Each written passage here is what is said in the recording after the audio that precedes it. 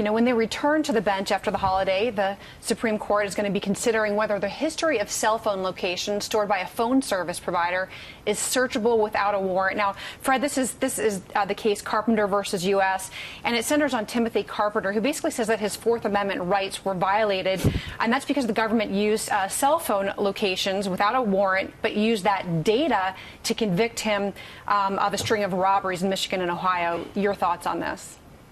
I think, you know, there's a reason why I was a prosecutor for years, and all kudos to Richard. I don't do criminal defense work. I think his argument is quite frankly garbage. It's a legal term.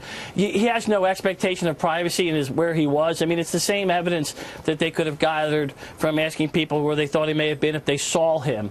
Secondly, there's what they call this third-party issue, where he waived his rights to claim privacy in information that gets to his cell phone carrier. So this notion from the ACLU and all these other people, you know how lawyers hate slippery slopes, that from this decision, they're going to be able to get everything from his Google searches to his heart rate to whatever else you can get from your cell phone.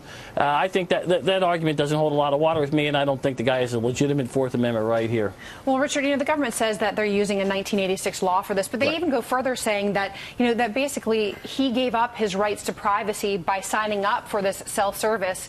What do you think about that? Well, first of all, as you mentioned, it's a 1986 law before the internet was around, before cell phones were around. This is called the Storage Communication Act of 1986. The Supreme Court, and I disagree with Fred, the Supreme Court has already said that the police need a warrant to search somebody's cell phone after an arrest. So this is just going down the same line. This is why I think they took the case, because I think it's important to weigh in on stuff that has not been contemplated in this Storage Communication Act. So yeah, I think there is a Fourth Amendment violation. You did not waive your expectation of privacy because you signed up for cell phone services. Look, when somebody pulls you over, the police officer still has to ask, can he search your vehicle? And you have to give an intelligent waiver and say no.